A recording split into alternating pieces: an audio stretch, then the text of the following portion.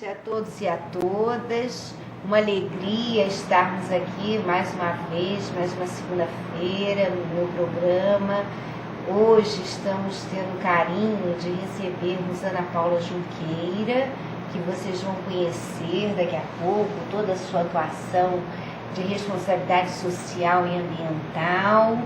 E antes de iniciarmos, o tema do programa com a Ana Paula, vou fazer uma homenagem ao Dia das Mães que se aproxima através de uma personagem que pouca gente conhece, cuja informação eu recebi por e-mail.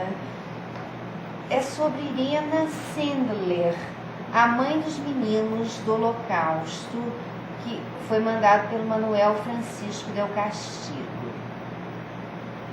Enquanto a figura de Oscar Schindler era aclamada por meio mundo, graças ao filme de Steven Spielberg, ganhador de 7 Oscars em 1993, narrando a vida desse industrial que evitou a morte de 1000 judeus nos campos de concentração, Irena Sendler era uma heroína desconhecida fora da Polônia e apenas reconhecida no seu país por alguns historiadores, já que os anos de obscurantismo comunista apagaram a sua façanha dos livros de histórias oficiais. Por outro lado, ela nunca contou a ninguém nada da sua vida durante aqueles anos. Em 1999, a sua história começou a ser conhecida graças a um grupo de alunos de um instituto do Kansas, Estados Unidos da Europa, que realizou um trabalho sobre os heróis do Holocausto. Na investigação, deram com poucas referências sobre Irena e só existia um dado surpreendente: tinha salvado a vida de 2.500 meninos.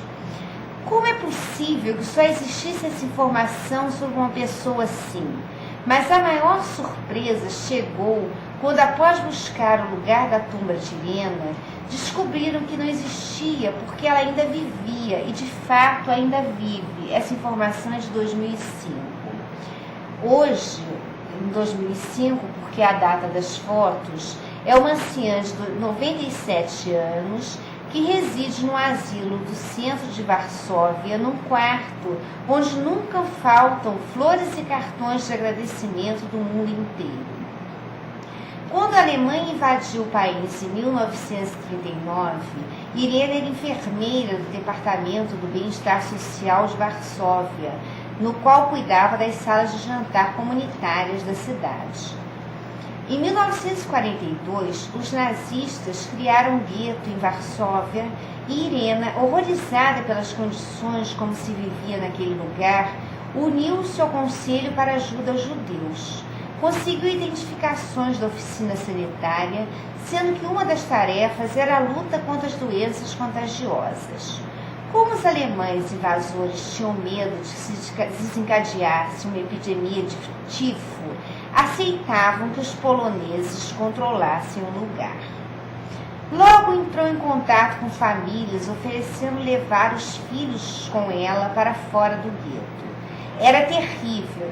Tinha de convencer os pais de que lhe entregassem seus filhos e eles lhe perguntavam: pode prometer que meu filho viverá? Como poderia prometer se nem sabia se poderia sair com eles do gueto? E a única coisa certa é que os meninos morreriam se permanecessem ali. Mães e avós não queriam separar-se deles. Irene as entendia perfeitamente. O momento da separação era o mais difícil. Algumas vezes, quando Irena ou suas companheiras tornavam a visitar as famílias para tentar fazê-los mudar de ideia, todos tinham sido levados aos campos de extermínio. Cada vez que isso acontecia, ela lutava com mais força para salvar a meninada.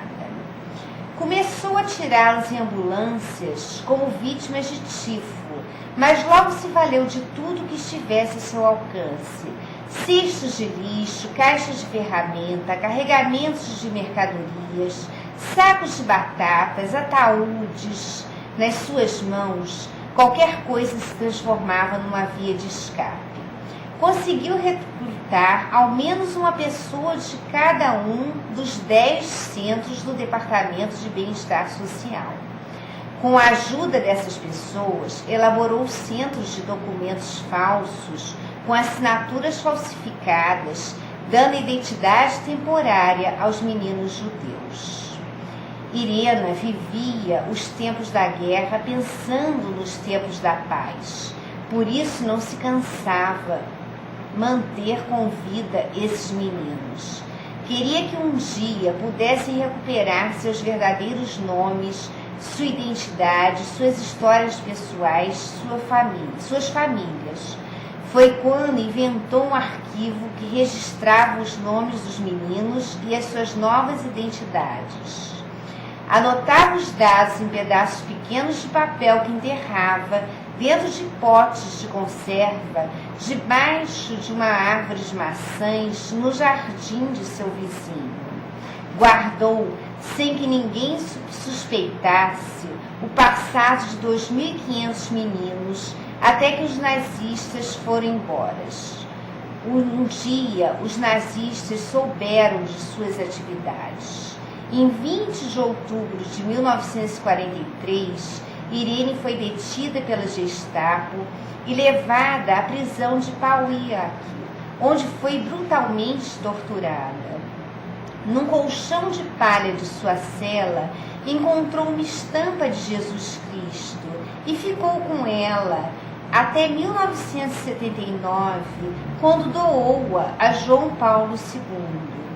Irene era a única que sabia os nomes e onde se encontravam as famílias que albergaram os meninos judeus. Suportou a tortura e se recusou a trair seus colaboradores ou a qualquer dos meninos ocultos. Quebraram-lhe os pés e as pernas, além de sofrer inúmeras torturas, mas ninguém conseguiu romper a sua vontade. Foi condenada à morte, mas sentença que nunca chegou a se cumprir, porque ir a caminho do lugar da execução, o soldado a deixou escapar. A resistência o tinha subornado porque não queriam que Irene morresse com o segredo da localização dos meninos. Oficialmente, ela constava na lista dos executados.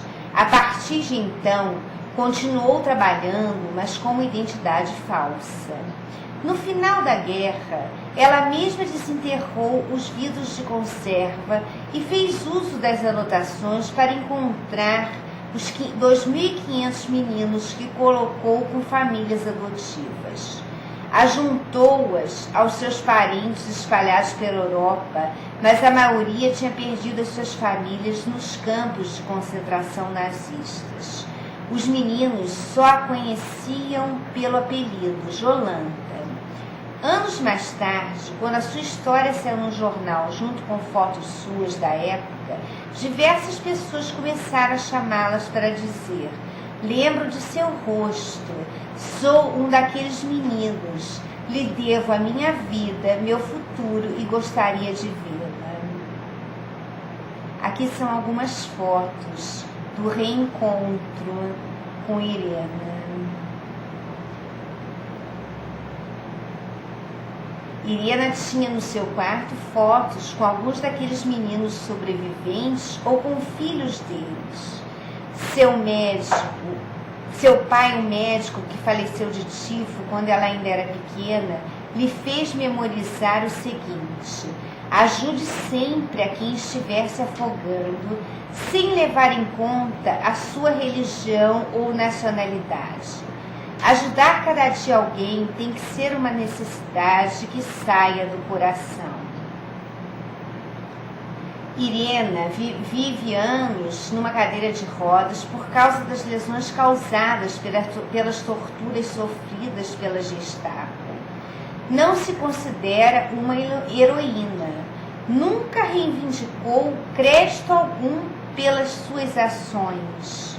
Poderia ter feito mais, responde sempre. Este lamento me acompanhará até o dia de minha morte. Não se plantam sementes de comida, plantam-se sementes de bondade. Tratem de fazer um círculo de bondade. Este os rodearão e farão crescer mais e mais. Irena Sendler. Uma homenagem ao Dia das Mães. E também uma introdução ao tema de hoje.